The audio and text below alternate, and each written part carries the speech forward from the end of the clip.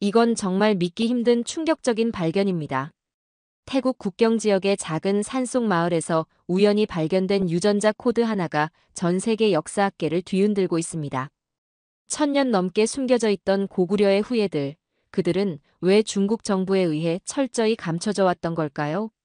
한 미국인 고고학자의 피 속에서 발견된 한국인 유전자가 밝혀낸 충격적인 진실. 그 충격적인 이야기 지금 시작합니다.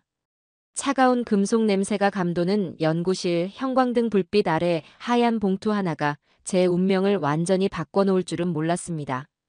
저는 미국 국립아시아민족문화연구소 소속 고고학 박사 자이르 킴블레이드입니다. 세계 각국의 소수민족 연구를 통해 인류의 숨겨진 이동 경로를 추적하고 있었죠. 그날은 평소와 다름없이 연구 데이터를 검토하던 날이었습니다. 유전자 검사 결과를 담은 봉투를 뜯자마자 HLA-B59라는 이상한 코드가 적혀 있었죠. 처음에는 그저 수많은 유전자 기호 중 하나였을 뿐이었습니다. 하지만 세부 분석 보고서의 설명을 읽어내려가면서 제 심장은 점점 빠르게 뛰기 시작했죠. 이 유전자는 동아시아, 특히 한국인에게서 매우 드물게 나타나는 특이 유전자였으며 다른 민족에게서는 거의 발견되지 않는다는 내용이었습니다. 이게 어떻게 가능하지? 저는 결과지를 내려놓으며 창밖으로 시선을 돌렸습니다. 제 혈통은 아프리카계 미국인과 영국계 혼혈인 줄로만 알았기에 한국인의 희귀 유전자가 4개 있다는 사실은 충격이었죠. 손가락으로 서류를 넘기며 다시 한번 확인했지만 분명히 제 이름과 제 유전자 정보가 맞았습니다. 그날 저녁 저는 어머니에게 긴급히 전화를 걸었습니다. 어머니는 처음에 놀라는 기색이었지만 곧 깊은 한숨을 내쉬었죠. 자이르, 이제 내가 알아야 할 때가 된 것 같구나. 어머니의 목소리에는 오랜 비밀을 간직했던 사람의 복잡한 감정이 묻어 있었습니다. 사실 내 외할머니는 한국 전쟁 직후 미국으로 입양된 한국계 고아였단다. 어머니의 말에 저는 숨을 멈췄습니다. 50년 넘게 우리 가족 안에서 비밀로 묻혀있던 진실이었죠. 외할머니는 생전에 자신의 출신을 철저히 숨긴 채 평범한 미국인처럼 살아오셨고 상처와 아픔이 너무 깊어서 심지어 자신의 딸인 제 어머니에게조차 한국에 대한 이야기를 전혀 하지 않으셨다고 했습니다. 할머니는 왜 그 사실을 숨기셨던 거죠? 제 질문에 어머니는 잠시 침묵했습니다. 아마도 전쟁의 상처였을 거야. 내 할머니가 미국에 왔을 때는 겨우 5살이었고 부모님을 모두 잃은 상태였거든. 어머니의 목소리가 흔들렸죠. 그 순간 저는 단순한 유전자 코드가 아닌 제 안에 흐르고 있는 또 다른 역사의 강을 느꼈습니다. 고고학자로서 수많은 민족의 역사를 연구해왔지만 정작 제 뿌리에 대해서는 전혀 모르고 있었다는 사실이 아이러니하게 느껴졌죠. 할머니의 한국 이름은 기억하시나요? 저는 조심스럽게 물었고 어머니는 잠시 생각하더니 대답했습니다. 김이라는 성씨였던 것 같아. 그 이상은 할머니도 기억하지 못했대. 너무 어릴 때 미국에 왔으니까. 그날 밤 저는 잠을 이루지 못했습니다. 제 피 속에 흐르는 낯선 민족의 혈통, 그리고 평생 자신의 정체성을 숨기고 살아온 외할머니의 아픔을 생각하며 가슴이 아팠죠. 그리고 결심했습니다. 이제는 제가 할머니의 뿌리를 찾아 나서야 할 때였습니다. 그것이 고고학자로서뿐만 아니라 혈육으로서 제가 해야 할 의무라고 느꼈죠. 다음 날 아침, 저는 연구소 동료들에게 긴급 휴가를 신청했고 한국과 동아시아 지역의 민족 이동에 관한 모든 자료를 찾기 시작했죠. HLA-B59는 한국과 일본의 일부 인구 집단에서만 드물게 나타나는 유전자로 민족 간 유전적 고유성을 보여주는 중요한 단서였습니다. 이 유전자의 비밀을 밝히는 것이 이제 제 인생의 새로운 과제가 되었죠. 제 혈관 속에 흐르는 미지의 이야기를 찾아 나서는 여정이 시작된 것이었습니다.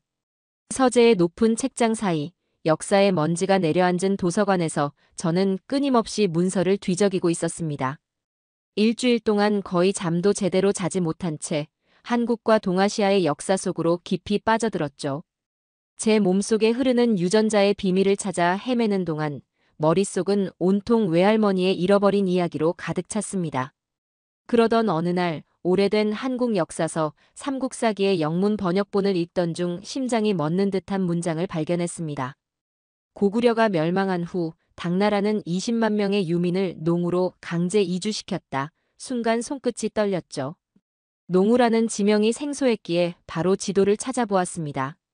놀랍게도 그곳은 현재의 중국 운남성 지역이었죠. 이게 가능할까? 저는 의심하면서도 가슴이 뛰었습니다. 고구려 사람들이 현재 라후족이 살고 있는 지역으로 이주했다는 사실이 제 연구의 새로운 방향을 제시하고 있었죠. 당나라의 기록인 당서에서도 비슷한 내용을 확인할 수 있었고, 고구려 멸망 이후 수많은 주민들이 당나라의 정책에 따라 변방 지역으로 강제 이주되었다는 기록이었습니다.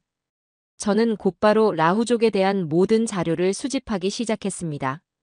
태국 북부와 중국 운남성 접경 지역에 살고 있는 소수민족으로 그들의 외모와 문화적 특성이 다른 동남아시아 민족들과는 확연히 달랐죠. 특히 놀라웠던 것은 그들의 유전자 연구 결과였습니다. 1993년 매일경제 기사에 따르면 한운 교수팀이 라후족에게서 한국인과 동일한 희귀 유전자 HLA-B59를 발견했다는 내용이 있었습니다. 이건 단순한 우연이 아니야. 저는 책상을 내리치며 중얼거렸습니다. 제 혈관 속의 유전자, 외할머니의 출신, 그리고 고구려 유민의 강제 이주라는 역사적 사실이 하나로 연결되기 시작했죠. 마치 1000년의 시간을 넘어 제게 속삭이는 조상들의 목소리처럼 느껴졌습니다. 연구를 거듭할수록 고구려 유민들의 이동 경로가 점점 더 선명하게 그려졌습니다. 당나라의 압제를 피해 남쪽으로, 또 남쪽으로 이동하며 결국 현재의 태국과 미얀마 국경지대에 정착했을 가능성이 높았죠. 그곳에서 그들은 라후족이라는 새로운 정체성을 가지게 되었을 것입니다. 밤이 깊어갈수록 저는 연구에 더욱 흥미를 느꼈고, 컴퓨터 화면 속에서 고구려의 역사와 라후족의 현재가 오버랩되며 하나의 그림을 완성해가고 있었죠. 특히 라후족의 전통 의상과 고구려 벽화 속 인물들의 복장이 놀랍도록 유사하다는 점에서 또 한 번 전율을 느꼈습니다. 모든 것이 맞아떨어져 저는 손으로 얼굴을 쓸어내리며 감정을 추스렸습니다. 단순한 학문적 호기심을 넘어 이제는 제 정체성과 직결된 문제였고, 제 안에 흐르는 피가 말해주는 역사적 진실을 찾아가는 여정이었습니다. 다음 날 아침, 저는 과감한 결정을 내렸습니다. 직접 라후족을 만나러 가기로 한 것이죠. 연구소 책임자에게 특별 연구 프로젝트를 제안했고, 다행히 그는 제 열정에 공감해 주었습니다. 자이르, 내 연구가 중요한 발견으로 이어지길 바란다. 책임자의 격려에 저는 고개를 끄덕였습니다. 비행기 표를 예약하고 필요한 장비를 챙기는 동안 저는 계속해서 자료를 검토했습니다. 라후족의 언어, 문화, 풍습에 대해 가능한 한만히 알아두고 싶었죠. 무엇보다도 그들과 저를 연결하는 그 희귀한 유전자 HLA-B59의 비밀을 밝히고 싶었습니다. 태국 치앙라이 공항에 내리자마자 숨이 막힐 듯한 습기가 저를 덮쳤습니다. 2시간 넘게 오프로드 지프를 타고 산길을 오른 끝에 마침내 안개에 휩싸인 라후족 마을이 모습을 드러냈죠. 멀리서 보이는 나무 기둥 위에 세워진 고상식 가옥들이 마치 시간을 거슬러 올라간 듯한 느낌을 주었습니다. 차에서 내려 첫 발을 내딛는 순간 이상한 기시감이 저를 엄습했습니다. 한 번도 와본 적 없는 곳인데 어딘가 익숙한 느낌이 들었고, 마을 입구에서는 알록달록한 색동옷을 입은 아이들이 저를 호기심 어린 눈으로 바라보고 있었습니다. 그들의 복장은 제가 연구 중에 본 고구려 벽화 속 인물들의 의상과 묘하게 닮아 있었죠. 이곳에 외국인이 오는 일은 매우 드물어요. 현지 가이드 삭타이가 말했고, 저는 고개를 끄덕이며 마을 안으로 들어갔습니다. 코끝을 스치는 된장 냄새에 문득 놀랐죠. 분명 미국에서도 아시안 마켓에서 맡아본 그 특유의 발효된 콩 냄새였습니다. 마을 중앙에 도착하자 놀라운 광경이 펼쳐졌습니다. 서너 명의 소녀들이 널빤지를 땅에 놓고 널뛰기를 하고 있었고, 그 모습이 너무나 한국적이어서 저도 모르게 발걸음을 멈췄습니다. 라후족은 전통 놀이를 매우 중요하게 여깁니다. 저 널뛰기는 수백 년 동안 이어져 온 그들만의 놀이죠. 그런데 한국에도 똑같은 놀이가 있습니다. 제 말에 삭타이는 의아한 표정을 지었지만 저는 더 이상 설명하지 않았습니다. 아직 확신할 수 없는 추측을 섣불리 말하고 싶지 않았죠. 마을의 장로 리샨이 저희를 맞이했습니다. 75세의 노인이었지만 그의 눈빛은 깊고 예리했습니다. 멀리서 오셨군요. 무엇을 찾아 이곳까지 오셨습니까? 리샨의 질문에 저는 잠시 망설였습니다. 어떻게 설명해야 할지 몰랐죠. 저는 조심스럽게 제 유전자 검사 결과와 외할머니의 이야기를 꺼냈고 라후족과 한국인 사이에 유전적 연관성이 있을 수 있다는 제 연구 내용을 간략히 설명했죠. 리샨의 표정이 천천히 변했고 놀라움에서 깊은 생각에 잠긴 표정으로 바뀌었죠. 우리 조상들이 전해주신 이야기가 있습니다. 우리는 눈 오는 북방에서 온 사람들이라고요. 매우 오래전 강제로 남쪽으로 이주해야만 했던 사람들이죠. 그의 말에 저는 심장이 빨라지는 것을 느꼈습니다. 눈 오는 북방이라는 표현은 분명 한반도를 가리키는 것이 틀림없었죠. 그 이야기를 더 자세히 들을 수 있을까요? 저는 간절한 목소리로 물었습니다. 저녁이 되자 마을 사람들이 큰 화로 주변에 모였고 저는 명예 손님으로 리샨 옆자리에 앉았죠. 그들이 내온 음식을 보고 또 한 번 놀라움을 금치 못했습니다. 찰밥과 비슷한 음식, 된장과 유사한 발효 소스, 그리고 김치를 연상시키는 발효 채소까지 너무나 한국적인 음식들이었습니다. 음식을 먹으며 저는 마을 사람들의 모습을 유심히 관찰했습니다. 그들의 얼굴형, 눈매, 머리카락까지 동남아시아의 다른 민족들과는 분명히 달랐고 오히려 한국인과 가까워 보였습니다. 특히 노인들의 얼굴에서는 더욱 그 특징이 두드러졌죠. 정말 놀라워요. 라후족의 문화와 음식이 한국의 것과 너무 닮았습니다. 제 말을 들은 리샤는 미소를 지었습니다. 우리도 그런 이야기를 간혹 듣곤 하지만 그 이유는 아무도 정확히 모르죠. 그저 조상들로부터 전해져 내려온 우리 방식대로 살아왔을 뿐입니다.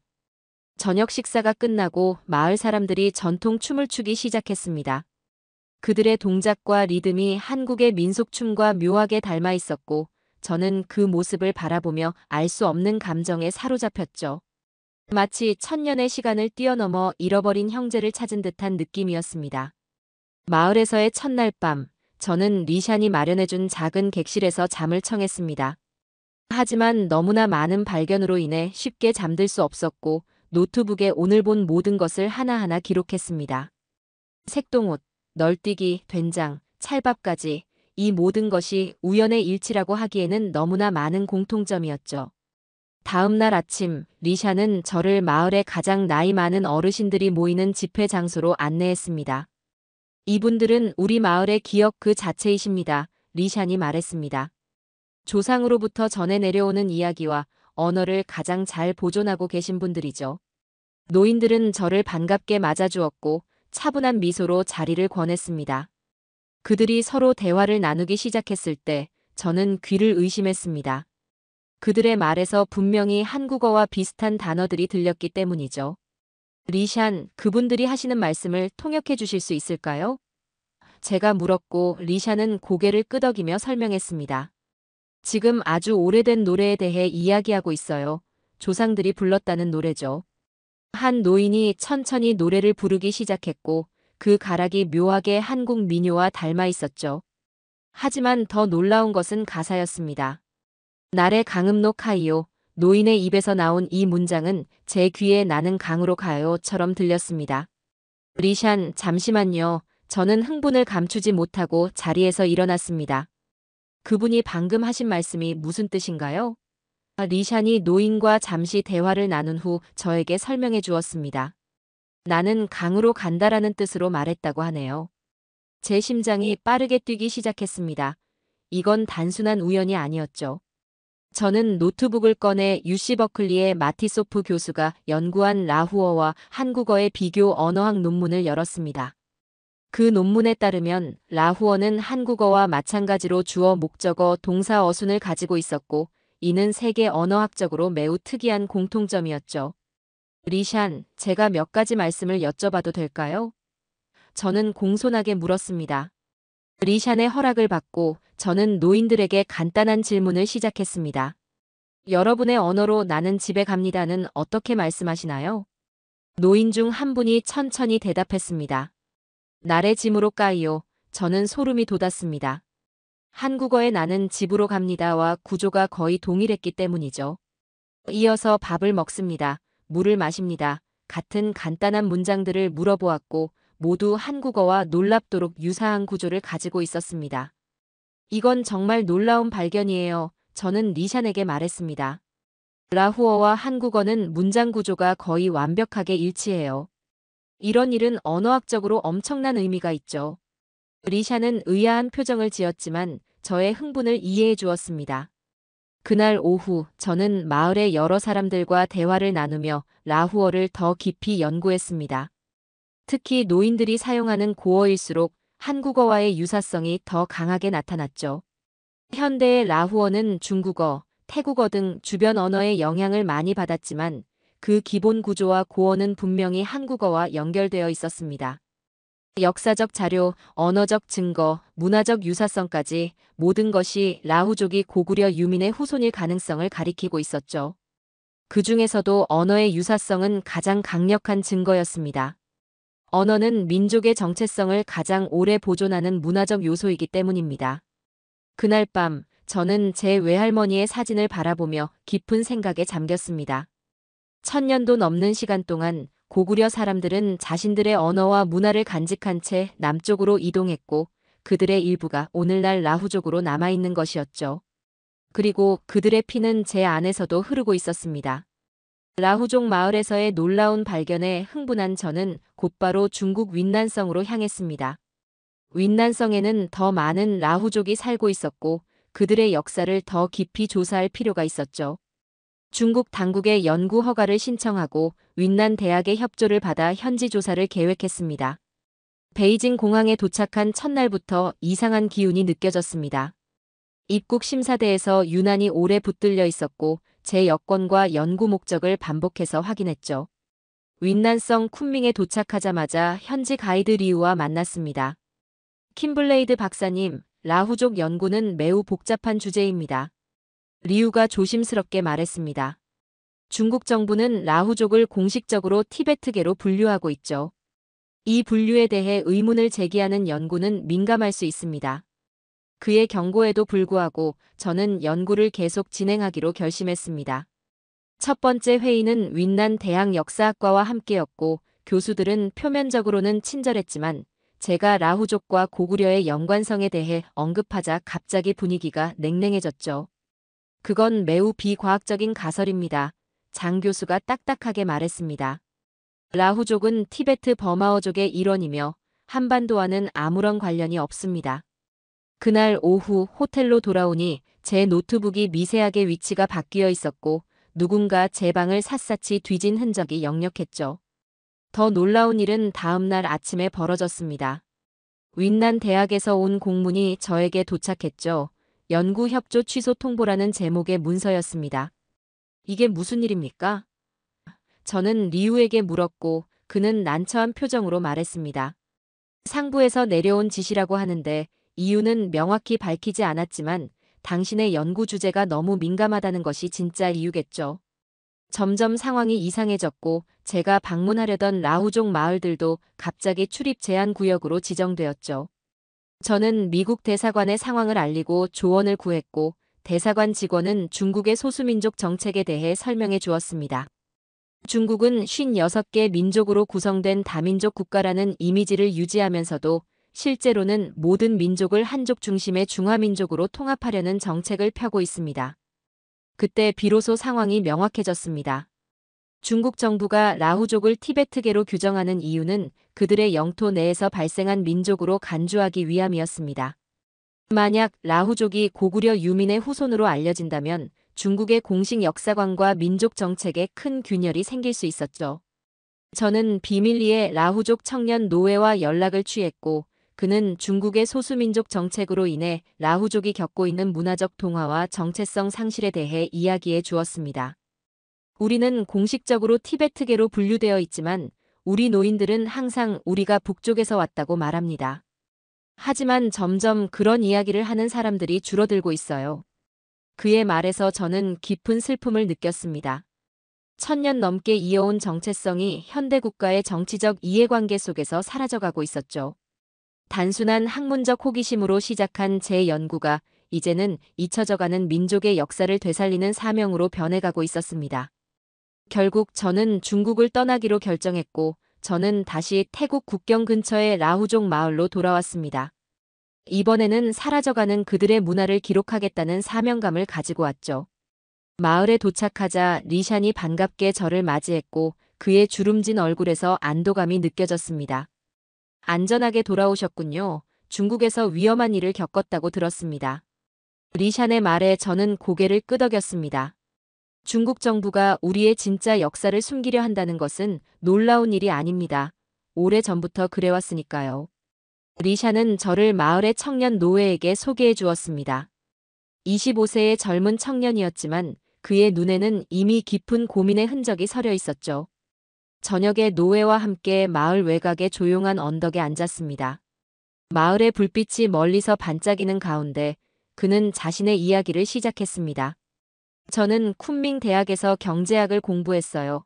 그곳에서 저는 현대화와 발전이라는 이름 아래 우리 라후족의 정체성이 어떻게 지워지고 있는지 보았죠. 노예의 목소리에는 깊은 좌절감이 묻어났습니다. 학교에서는 우리에게 라후어 대신 중국어를 쓰도록 강요했고 전통 의상을 입으면 미개하다고 놀림을 받았죠. 젊은 세대들은 점점 도시로 떠나고 돌아오지 않아요. 가장 안타까운 것은 우리의 언어입니다. 노예가 계속했습니다. 할아버지 세대가 쓰던 고어는 이제 거의 들을 수 없어요. 저도 어렸을 때는 할머니에게서 나래 집으로 가요 같은 표현을 들었지만 지금은 그런 말을 쓰는 아이들이 없습니다. 저는 조심스럽게 질문했습니다. 당신은 라후족과 한국인의 연관성에 대해 어떻게 생각하나요? 노예는 잠시 생각하더니 대답했습니다. 어린 시절 할아버지가 들려주신 이야기가 있습니다. 우리의 조상들이 아주 먼 북쪽에서 왔고 그곳엔 높은 산과 푸른 강이 있었다고요. 그때는 그저 신화라고 생각했지만 이제는 그 이야기가 진짜 역사의 조각이었을지도 모른다는 생각이 듭니다. 다음 날 아침 저는 마을의 어린이들을 만났고 그 중에서도 10살 소녀 미아가 특히 인상적이었죠. 그녀는 전통 색동옷을 입고 친구들과 널뛰기를 하고 있었습니다. 미아는 수줍게 웃으며 제게 다가와 노래를 불러주었고 놀랍게도 그 가락은 한국의 전래 동요와 비슷했습니다. 이 노래는 누가 가르쳐 주셨니? 제 질문에 미아는 밝게 웃었습니다. 할머니가 어렸을 때 할머니의 할머니에게서 배운 아주 오래된 노래래요. 그 순간 저는 문화의 연속성과 단절을 동시에 목격하고 있었습니다. 미아처럼 전통을 간직한 아이들이 있는 반면 노예가 말한 것처럼 점점 더 많은 젊은이들이 자신의 뿌리를 잊고 있었죠. 1000년 동안 이어진 혈통이 이제는 끊어질 위기에 놓여 있었습니다. 저녁이 되자 마을 사람들이 모여 전통 축제를 열었습니다. 노인들은 옛 노래를 부르고 아이들은 춤을 추었죠. 그러나 젊은 세대의 많은 이들은 그저 구경만 하고 있었고 그들의 눈에는 이미 다른 세계에 대한 동경이 담겨 있었습니다. 우리의 역사가 사라지고 있어요. 리샨이 제게 조용히 말했습니다. 당신이 우리와 한국인의 연관성에 대해 밝혀낸 것들이 진실이라면 그것은 단지 학문적 발견에 그치는 것이 아니고 그것은 우리에게 정체성을 되찾아주는 일이 될 것입니다. 저는 그날 밤 깊은 생각에 잠겼습니다. 제 연구는 이제 단순한 호기심을 넘어 사라져가는 문화를 기록하고 보존하는 사명이 되어가고 있었습니다. 그리고 어쩌면 잊혀진 역사적 진실을 회복하는 일이기도 했죠. 라후족과의 시간을 마치고 저는 한국으로 향했습니다. 제 외할머니의 고향이자 고구려의 뿌리가 있는 곳이었죠. 인천공항에 도착하는 순간 이상한 감정이 밀려왔습니다. 한 번도 와본 적 없는 땅인데 왠지 모를 친밀감이 느껴졌습니다. 서울 시내의 호텔에 짐을 풀고 저는 곧바로 국립중앙박물관으로 향했습니다. 그곳에는 고구려 유물들이 전시되어 있었고 특히 벽화의 복제품이 제 관심을 끌었습니다.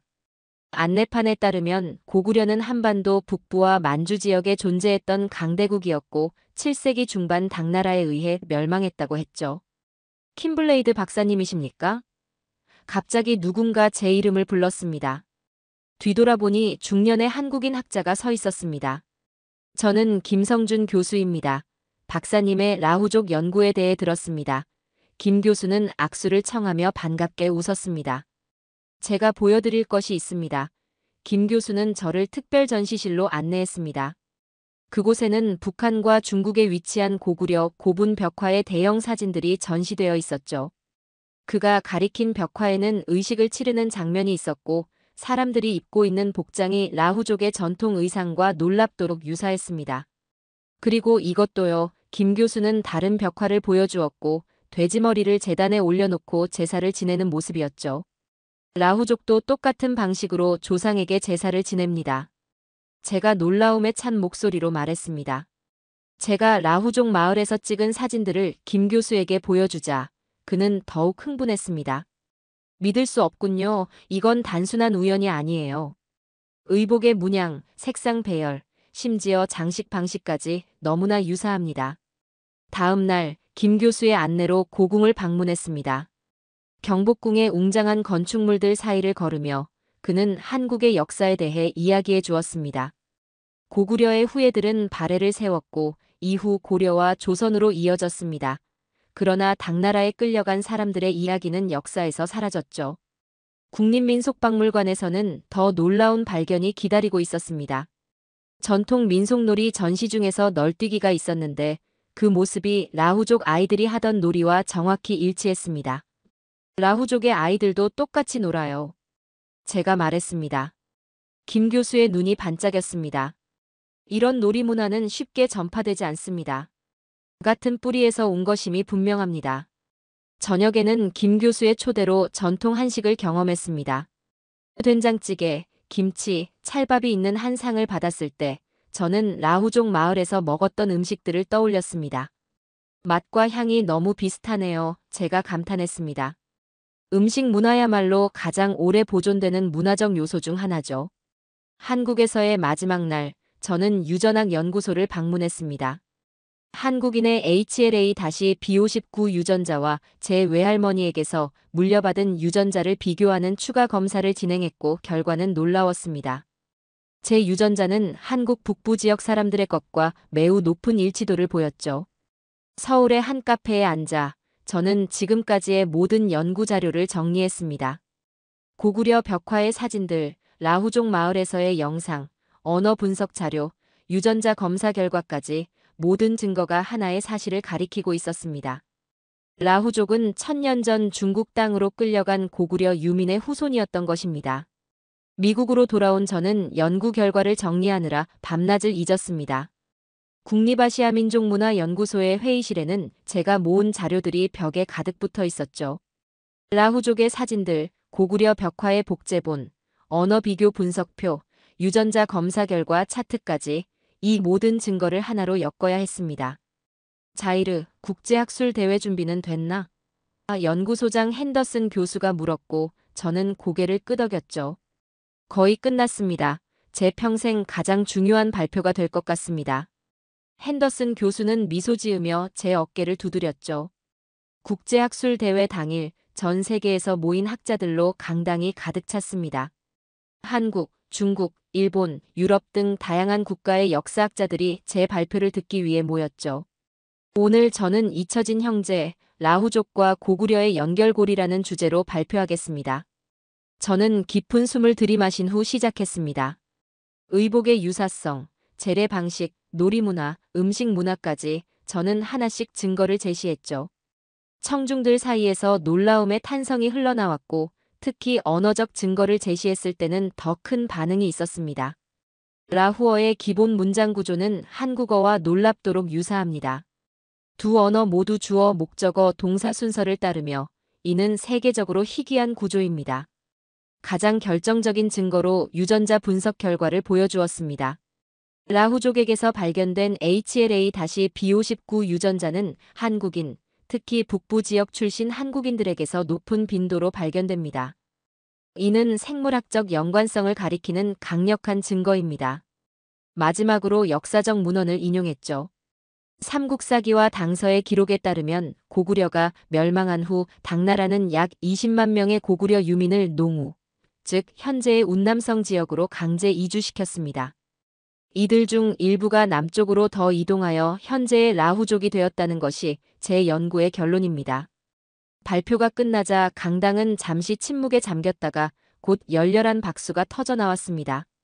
질의응답 시간에는 다양한 질문이 쏟아졌고 특히 중국 학자들은 날카로운 질문을 던졌습니다. 이런 가설은 학술적 근거가 부족하고 소수민족의 정체성을 정치적으로 해석하는 위험이 있습니다. 저는 차분하게 대답했습니다. 이 연구는 정치적 목적이 아닌 순수한 학문적 탐구에서 비롯되었습니다. 저는 단지 사실만을 말하고 있습니다. 라후족이 고구려 유민의 후손일 가능성이 매우 높다는 것을요. 한국 측 학자들은 제 연구 결과를 지지했고 김성준 교수는 자리에서 일어나 말했죠. 킴블레이드 박사의 연구는 잊혀진 역사의 한 장을 되살리는 중요한 작업입니다. 이는 단순히 한 민족의 뿌리를 찾는 일이 아니라 인류의 이동과 문화 전파에 대한 이해를 넓히는 일입니다. 다음 날 아침 라후족 청년 노회로부터 이메일이 도착했습니다. 박사님의 연구 발표 소식이 우리 마을에도 전해졌고 노인들은 눈물을 흘리며 기뻐했습니다. 우리가 항상 느껴왔지만 말로 표현하지 못했던 진실을 박사님이 세상에 알려주었기 때문입니다. 저는 화면을 바라보며 미소를 지었습니다. 단순한 지식의 축적을 넘어 잊혀진 역사를 되살리고 사람들에게 정체성을 되찾아주는 것이 학문의 진정한 가치라고 생각했죠. 외할머니의 유전자로부터 시작된 이 여정은 이제 제 삶의 중심이 되었습니다. 우리는 모두 역사의 일부입니다. 발표를 마치며 제가 한 말을 다시 떠올렸습니다. 라후족은 더 이상 잊혀진 민족이 아닙니다. 그들은 고구려의 후예이자 한반도와 동남아시아를 잇는 역사적 연결고리입니다. 자, 오늘의 이야기는 여기까지입니다. 오늘 우리는 잊혀진 라후족과 고구려의 놀라운 연결고리를 통해 천년의 시간을 뛰어넘는 역사적 진실을 확인했습니다.